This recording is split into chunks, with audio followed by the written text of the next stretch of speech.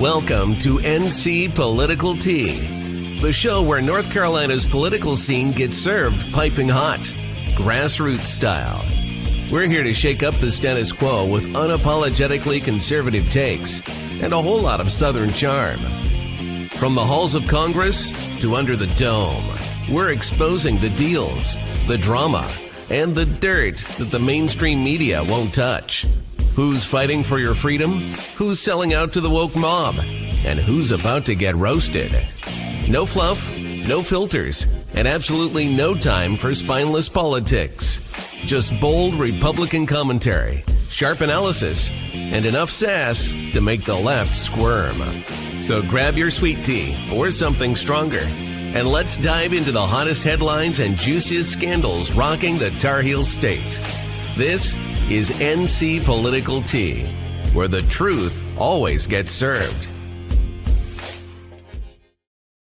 About the long list of crap that this administration is cutting, federal waste and funding, like $2 million for sex changes in Guatemala, $6 million to fund tourism in Egypt, $20 million on a new Sesame Street show in Iraq, $4.5 million to combat disinformation in Kazakhstan. I could go on, and I'm happy to provide this list to every single one of you. Democrats are outraged that the American people want to be, they want their taxpayers going to good uses, not stuff like this.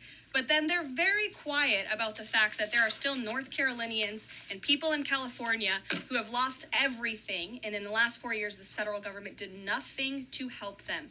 This president will continue to put Americans first. And I think the successes of this week so far speak to that. And it's only Wednesday. So I'll see you guys later this week, and we'll see you. I mean, Can we right? have enough winning? I'm exhausted from actually I've strep throat from winning so much. I know that feeling. How are you? How are you? It must be from one end of the state to the other, because I have it too.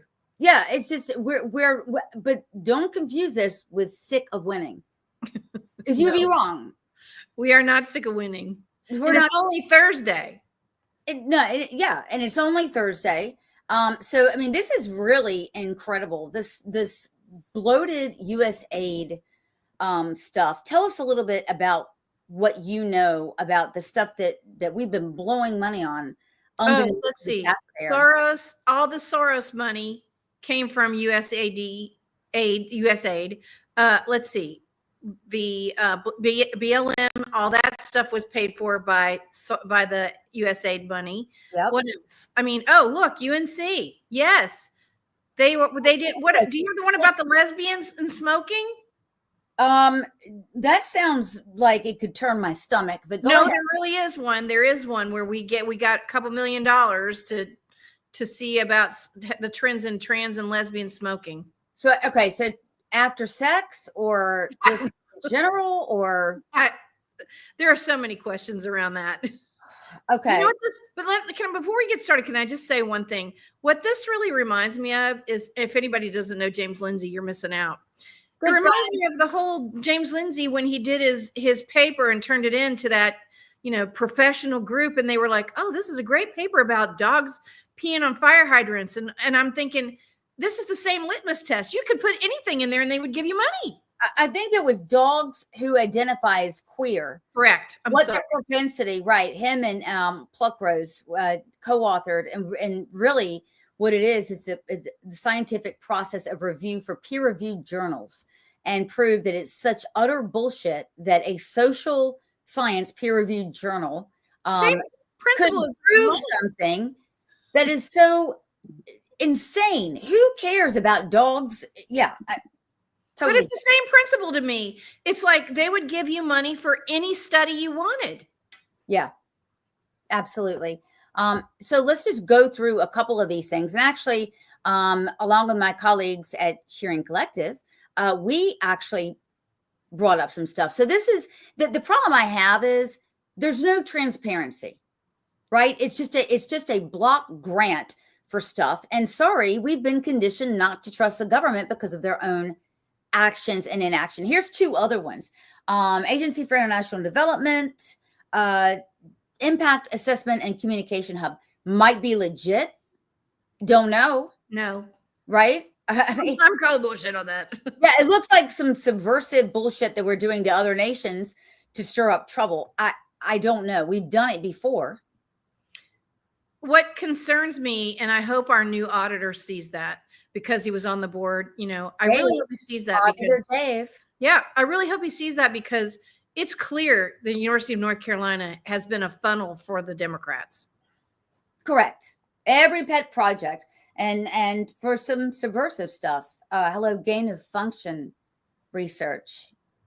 Right, exactly. And pair that with Peter Daszak and everything else he's done. And what else is out there? Right. And again, I'm going to hammer this. I'm going to keep hammering this. Last year in the biennium budget, the Republicans in this great state of ours put a little clause in the budget that I cannot, and you cannot, the public cannot get their hands on any documents related to contracts, related to speakers, related to foreign funding. So we're really flying blind here. We've got to get that rescinded. 100%. And this should be the catalyst to do that. It actually, great point. That should. So I had a little bit of news making of my own. So there's an organization called Thomas Reuters, and they do news, they do all kinds of government contracting. But I don't know if you can see this, but let me read this to you guys. Check this out. USAID also gave COVID money, $9 million, to something called, it's actually subversive stuff, active social engineering defense and large-scale social deception. LSD. Oh, that's awesome. What in the actual hell? Involve coordinated narrative control, online influence. Social engineering defense. This sounds, again, this sounds crazy. This sounds subversive. This doesn't sound like it's helping, I don't know, Western North Carolinians, 30,000 of them don't have homes. It doesn't sound like it's helping funding our schools. What we actually think we're paying the government for, national security, et cetera, is definitely not helping with that. Well, I think what that really says is that was the treasure trove for the misinformation, disinformation, censorship group that we got disbanded. And now we know where the money was coming from or going. Well, we just don't know what they were doing with it. Right. Politico subscriptions. I was wondering who's reading that crap. Okay, so let me go on. Actually, I inserted that in the beginning. Wake Tech receives $46.8 million in federal grants. Now that might be fine, but then why are they bilking the hell out of us? Right? Every biennium, we're told we don't have the money, we can't do this, etc. There's plenty of money coming from somewhere. I'd like to know. Well, and your favorite guy. Go. I just want to say one thing about that slide. Amazing. Wake Tech gets $46 million, and AB Tech, which is up here in Western North Carolina, gets a measly $900,000. Okay, if I'm playing devil's advocate, which I loathe. Always do. I always do. I know you call me the lawyer on here. I would say there's more students here. I'm sure there is. But the propensity to have more students comes with more money. Right. And by the way, is that a real head count or whatever? We could go on and on. Again, we don't trust the government. We're so glad that transparency has arrived. Yes. Okay. So George Soros, why in the hell are we helping really a one-man wrecking crew for democracy across the globe? Why? It's clear that what we've found is USAID is actually just the Democrats' money laundering scheme. It's the mafia of the Democrats. Right. Against us. Like right. Hit pieces, The Intercept is working on a hit piece on me. Yours truly, me, innocent me. I don't doubt for a minute we're paying for that shit. The government, me. Well, I have GOP people paying for my hit jobs. It's good to be hated. Anyway, oh, by the way, I'd be remiss if I didn't tell everyone. Iranian news is reporting that I'm America's most evil Zionist. So it's a career high. That's the pinnacle of your success so far. It really is. I mean, I can't actually. I was on Southern Poverty Law Center's terrorist watch list for 2 years running, so I think I've topped that. How can I be a badder girl? Yeah, how can I be a better girl here? So, okay, so more good news. I'm going to put Catherine Levitt up again. Is she not adorable? She is adorable. Definitely. That the president has laid out for members in that meeting today.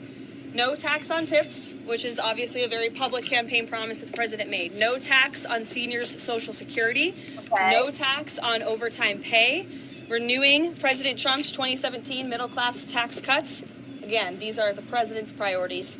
Adjusting the SALT cap, eliminate all the special tax breaks for billionaire sports team owners, close the carried interest tax deduction loophole, tax cuts for Made in America products. This will be the largest tax cut in history for middle-class working Americans. The president is committed to working with Congress to get this done. Okay. I Yeah. see you. I see you. So this is unprecedented. Well, but we got to jumpstart the economy in so many different ways. As this is going on, we do know that about 60,000 government workers have taken the package. So they'll be off their job but getting paid for 1 year. But, this is going to help go together in a year to help the economy be jumpstarted. So I'm excited. I think, the senior citizens really deserve no taxes on their. They've already paid in. Why should they pay twice? It just seems crazy. Although I'd be happy if he would just give me all my money and let me invest it. Right. I mean, the Republican Party is about non-intuitive logic. For instance, most people think, gosh, if people aren't paying into the system, how are we going to have money to fund it? Or if you give people copious amounts of money, that's better for them. Now, it seems like wisdom now, people know that kind of thing doesn't work. So the leftists are going to be making this argument that, oh, no, billionaires and millionaires are going to get, off the hook. I don't think that qualifies for Social Security and tips, et cetera. So it's specifically cut out so that it applies to common sense so we don't have to explain how tax policy works. Right. I'm excited. I'm excited, too. I think there's more to be done around income tax. I think the audits need to be done of the IRS themselves. Clearly, we found out that they've been targeting people and using AI. We know that. I'm excited because while he's trimming it down on one side, he's also going inside to see what's really going on. There is some talk about taking the IRS agents now and bringing them to the border and making them border patrol, or how about just eliminating them? Yeah, eliminating the IRS. I mean, there's a lot of good ideas, and Trump, he definitely likes to move the Overton window way to the other side, make people lose their shit, and then come somehow not only to the middle, but maybe a little bit to the right of the middle. We'll see what happens. Yeah, I love it. Okay, so here's what happened in DC. We love this. We like to think that we had some part of it in it because we did. We did. Oh my God. Oh, breakfast. It's a really good signature.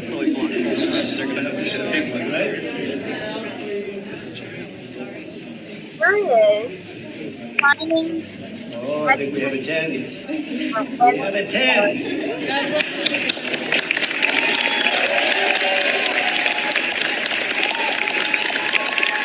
Now, had that been Joe Biden, how many young girls would have been fondled and had their hair sniffed? Well, that would have never happened under Joe Biden.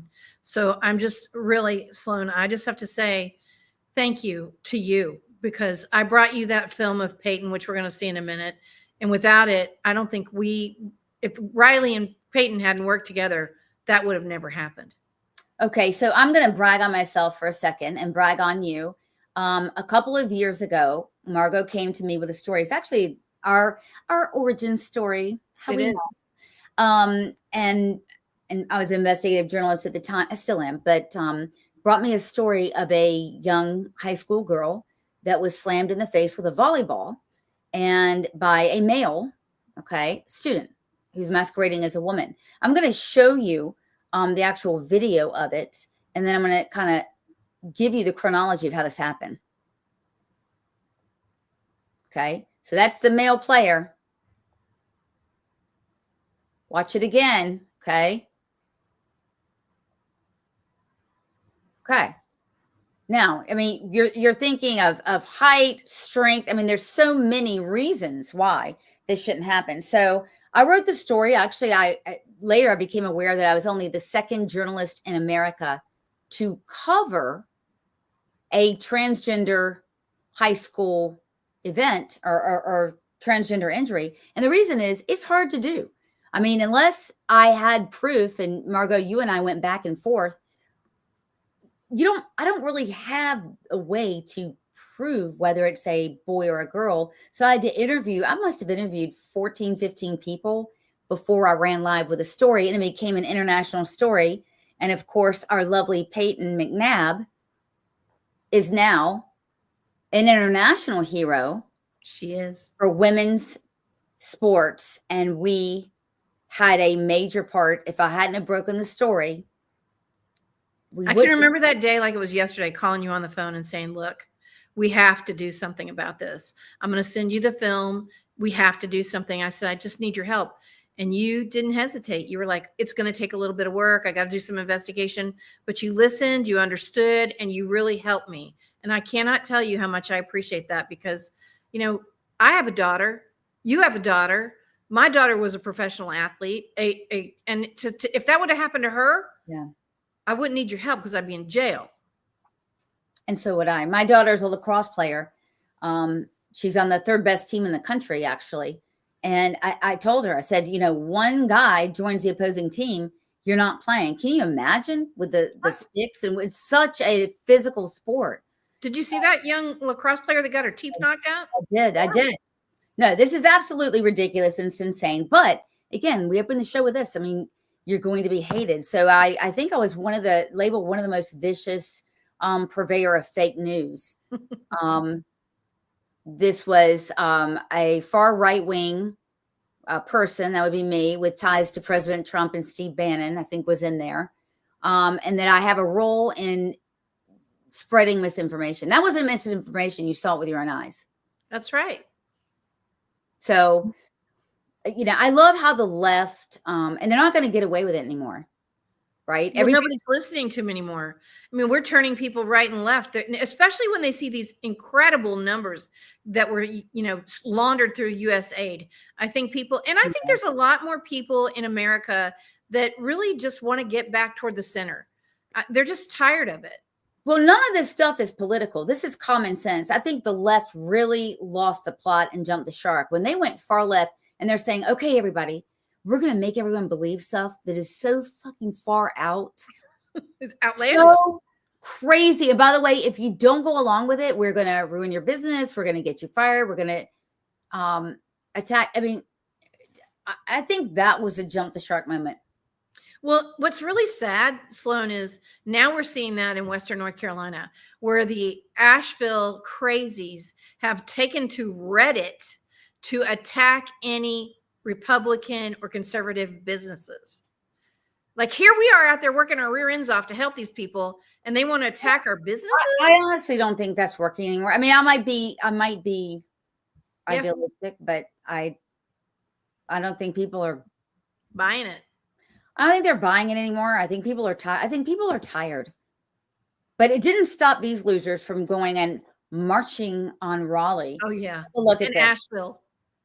Okay. So, and by the way, the way it was reported, I think, was it thousands? That doesn't look like thousands to me. Thousands and thousands and thousands took to the street. Yeah, it doesn't look like thousands to me. It looks like hundreds. Maybe 100. So we are going to have some form of resistance. Mm-hmm. So, look at it. Now, I love this story. Check this out. Talk about resistance. What an idiot.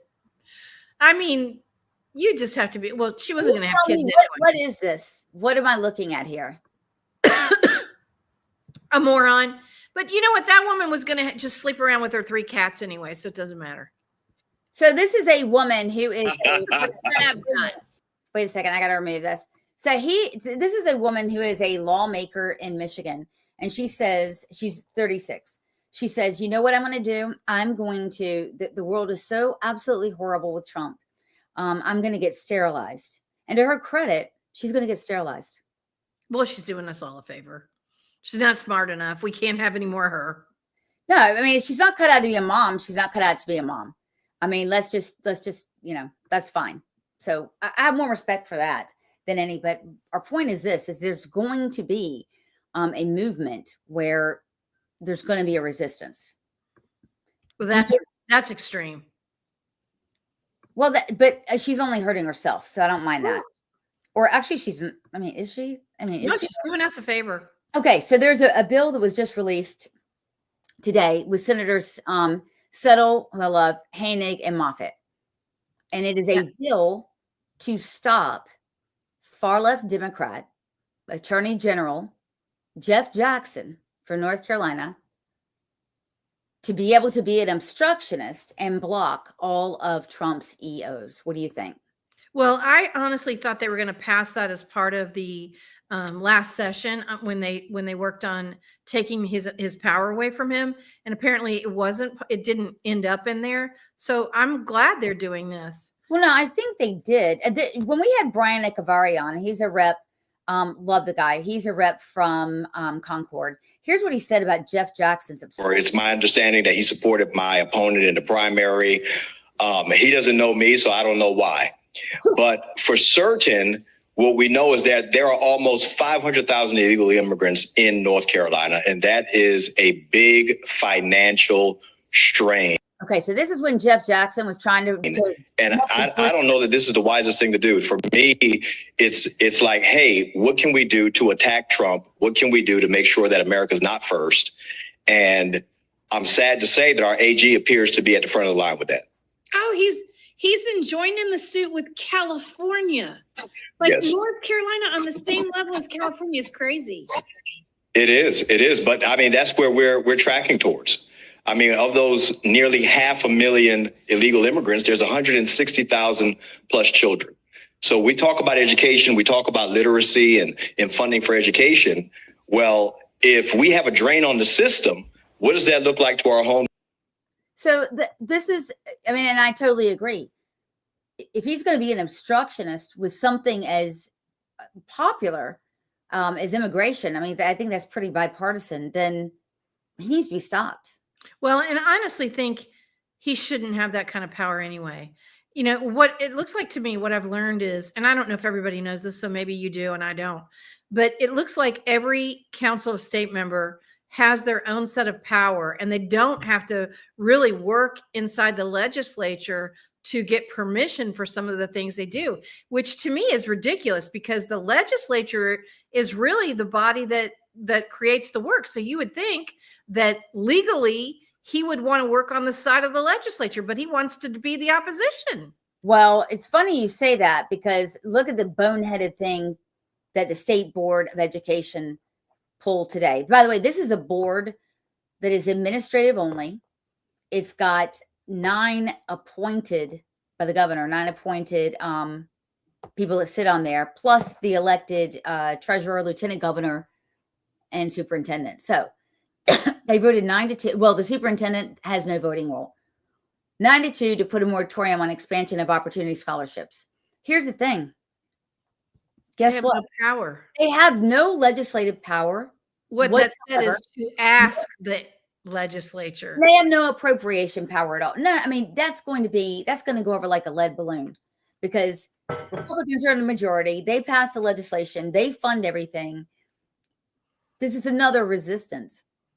Well, why do we need a state school board? Why are we electing people locally if we have a state school board? Why can't we pick our books out locally? Why doesn't that get disbanded? I don't know, but the Department of Education is going to get disbanded. And that's what I mean. Let's trickle it down. I'm loving it. Trickle it down. I'm high on the trickle down. I'm very high on the trickle down.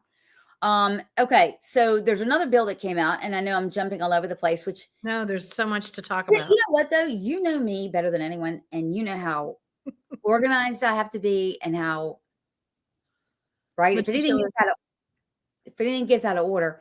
But you know what? I'm gonna chill. We're gonna flow with it. So this is a bill that we both love, and it has to happen. It's shortening it's shortening the election period. Tell us about this. Well, really what we know is elongating early voting and motor voter are 2 of the biggest ways they cheat. So by eliminating the period from voting, it's actually going to help us rein in and make the election board do their job. And I think what's interesting about that bill is it came from Representative Gable. Do you know who that? We both know that. That's the youngest representative in the House, and he will probably have the most support for that bill. What we need to do is help him get it over. That and motor voter has to go. When you can drive up, register, and vote. Yeah, the same day registration, right? Yeah, you can register and vote the same day. Okay, so we want that to go. There's also a bill that makes, and I don't fully understand this, but it makes Election Day a holiday for all state workers. Why would this be a good idea? I don't think that is a good idea. If you're going to make it a holiday, make it a state holiday. So it's not just state workers, it's everyone. Yeah, I mean, it adds, okay, so now the state employees have 12 holiday days. Okay. So they get 13. Yeah. You know what? I'm okay with that. It just depends on how they want to use it. Because what I feel like that's going to do is augment the election board capacity to help people on election day. And I'm okay with that too. As long as there's equal representation from both parties, I'm okay with it. Something like if we get a state holiday out of it, they're going to get paid for it. They're going to get paid if they went to work anyway. A couple of lobbyists messaged me about this bill and they're like, Sloan, we want you to put it out. We're really high on this, et cetera. And I'm like, what? Why is this exciting? I mean, I get it. Like, you're closing schools, right? You're disrupting some government operations, and this would alleviate that, but I don't know. But I think that's ultimately what Trump wants to do anyway. He wants to have a national election day. So if we're going to be, if we're preemptive in that, and if it moves the state to motivate people to vote, I'm okay with it. They were going to get paid anyway. Here's the bill. Yeah, here's the bill. Yeah, I mean, I'm not, I'm kind of agnostic, but cutting down, I got to tell you, as running campaigns as I do, and finding people to work for 2 freaking weeks at the polls. I mean, that is just so hard to do. So if we can cut that down to a week. I think that bill actually is going to help us justify the other bill, because if you're going to make it a state holiday or a paid work day for the workers, why do you need all that extra early voting? If if I called in and said, hey, it's a state holiday, my boss is going to be like, well, it's not here. I'm like, well, I'm taking the day off anyway. And I wouldn't be working even if I was working, because all my friends aren't working. No, I get it. I'm feeling you. Okay, there's another bill that I'm really, really high on. And I love the bills. Bring the bills. Bring on the bills, baby. And most of the people, we're so focused on what's going on nationally. I don't even know if you guys, know what's going on. Now, you're going to love this.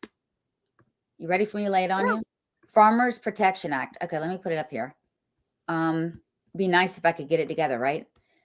Listen, we're both just. I mean, I'm not Francis Ford Coppola over here, man. I'm doing my best.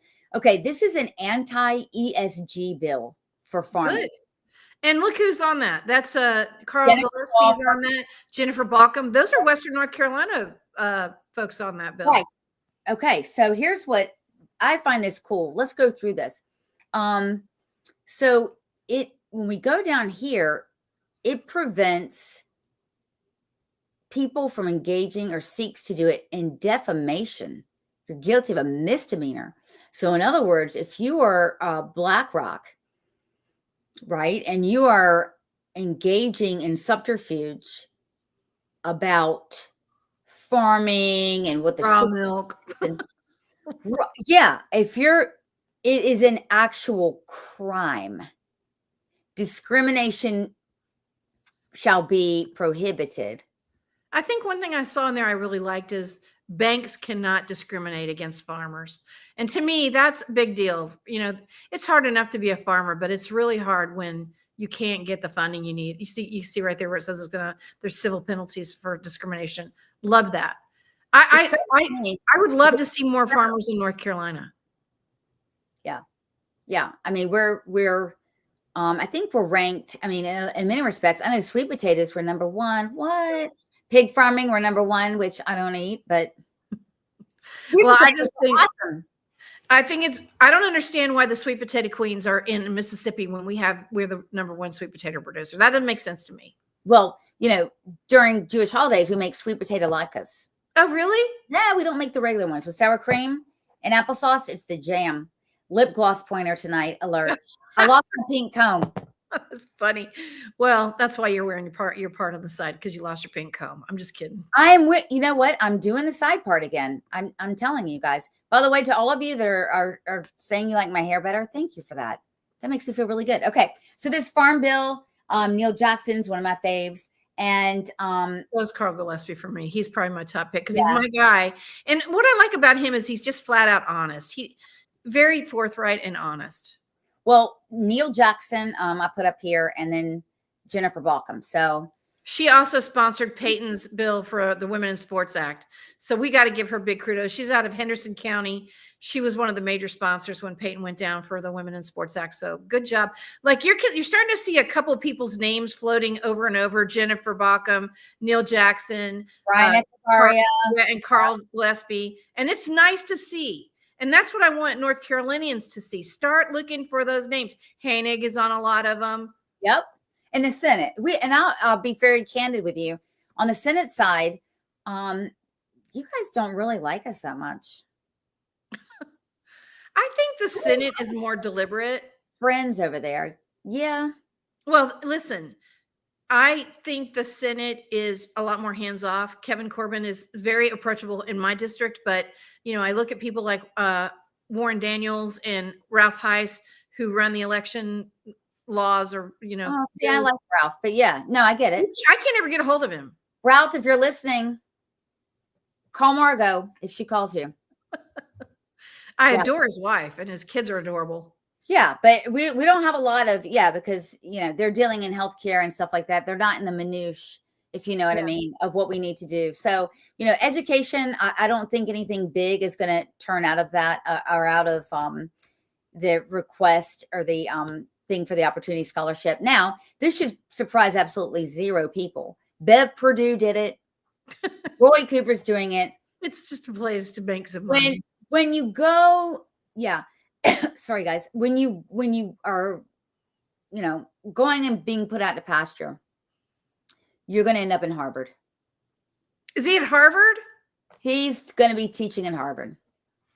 Well, I feel so bad for those kids because he's not that smart. He's just really not that smart. Well, he's a Democrat. I mean, we knew that. I think, I would like to see an anti-Roy Cooper protest, especially after what he did to Western North Carolina. Just me.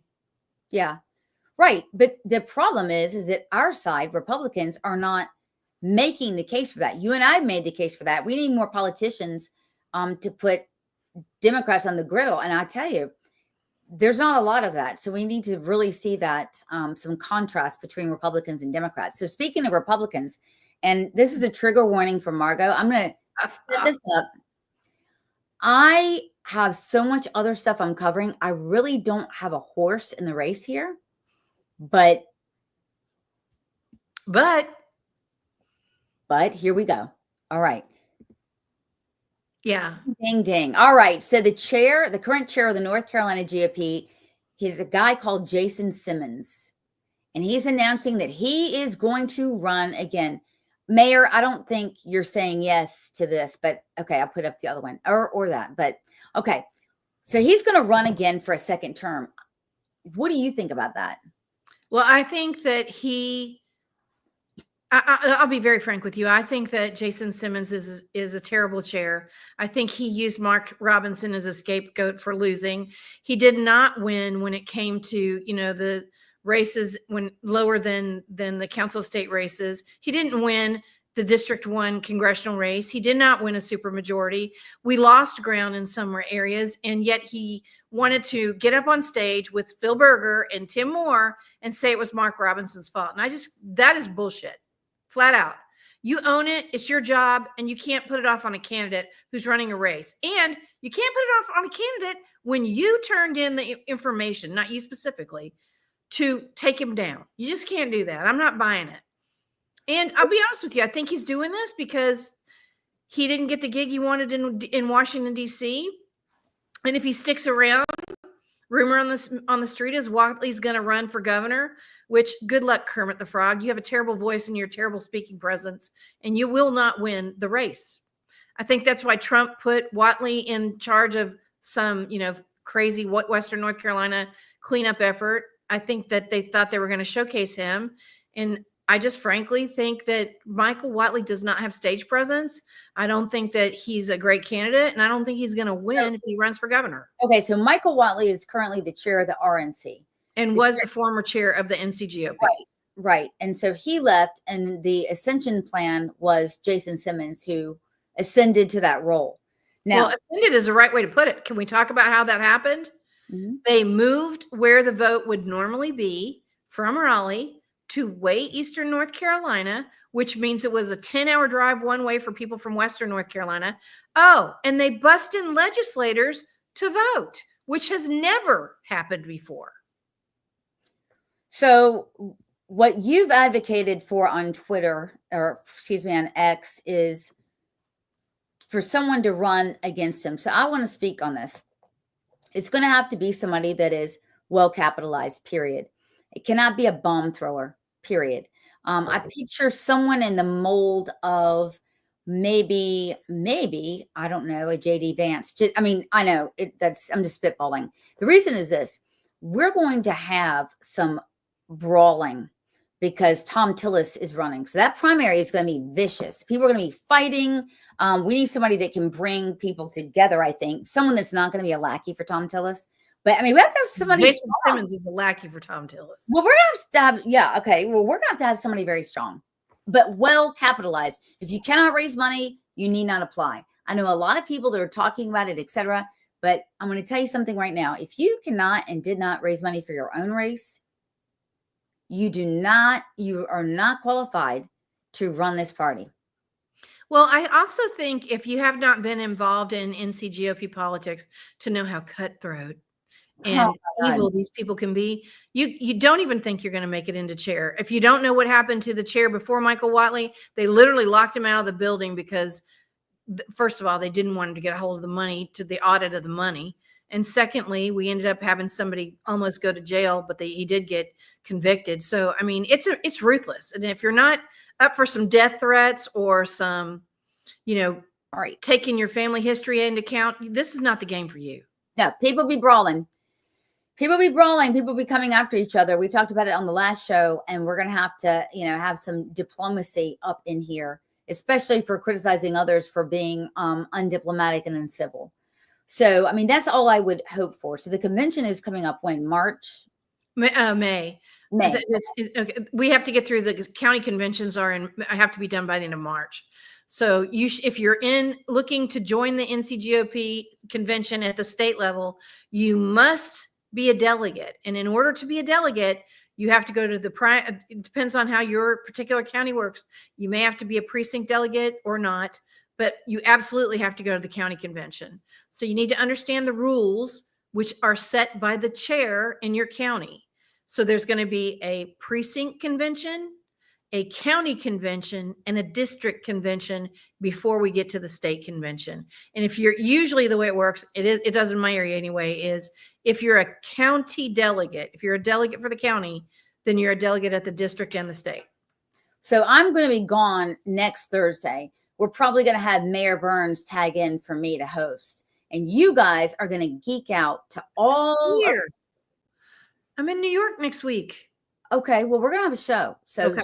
You and Mayor Burns are going to geek out to all this interworkings of the GOP, all of this stuff that makes my eyes just glaze over. But it's important stuff. So everybody needs to know how to get involved. For Wake County, if you're in the biggest county in North Carolina where I am, the mayor's in. Okay. If you're in the biggest county where I am, I think I have to show up the night of the convention. I have the directions there, but they make these conventions 7 hours long. Literally, I was there till 2 a.m. So let me just here's what they try to do. They'll try to sweat you out, starve you out, or make sure that you're parched. So bring water, bring food, and wear clothes that you can layer off.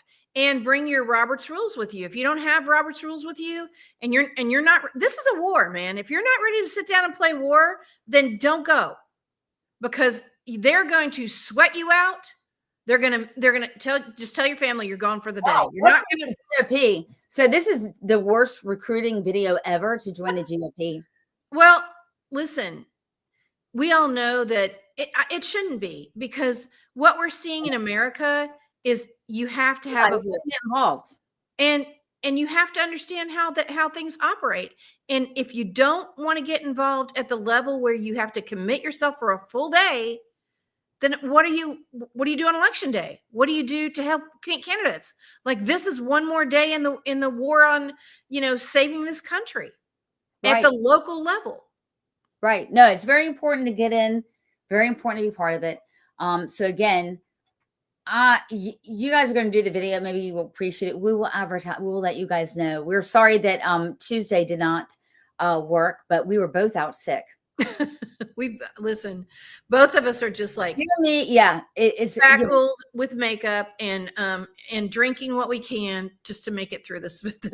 Yeah, I mean, this is my wellness juice here. But with that, I just want to say good night. Tuesday's going to be a packed show. We've got actually 2 guests, and I think we may have Sean co-hosting with us. So it's going to be like a lot of people up in here. So the news is flying so fast. I don't know how anyone could expect us to cover it all. Well, it's a lot, and it's going to get more. It seems like every day, if you can't win enough, right? We just keep winning. So, next week I won't be around because I have to do some work outside of town. But the week after that, we're going to be at CPAC. We're going to be in DC, baby. That's right. The 2 of us in DC. I mean, I don't know if DC's ready. I don't know if we're ready for DC if we don't get well. We're going to get well. I just got back from DC and it was fine. We'll be fine. So this next week is supposed to be a blizzard while I'm in New York City, working with my customers. That ought to be fun. I'll be in Newark, New Jersey, and Philadelphia. Okay. Well, you know what? Do some on-location weather reporting. It's going to be fun. Listen, one of the guys that's going with me is taking the train. He's scared that it's going to ice over and he won't get there. I'm like, Amtrak runs all the time. We'll see. They do. They're used to snow. We haven't seen any of it. And I got to tell you, when I was in DC, it was warm. I think it was like 60 degrees. So it was great. So it's more that global warming, right? That's right. All right. Well, thank you guys. Have a wonderful night. Glad we were well enough to do the show. Margot, teamwork makes the dream work, and we've done it. We're going to keep doing it. You know what, Sloan? We did it for our daughters, our granddaughters, and everybody else's kids. And I'm so excited that we started there, and look where we are now. And look where we're going to go. I know. Causing trouble all over the globe. Exactly. All right. Take care. Have a wonderful evening, guys. Thank you for tuning in.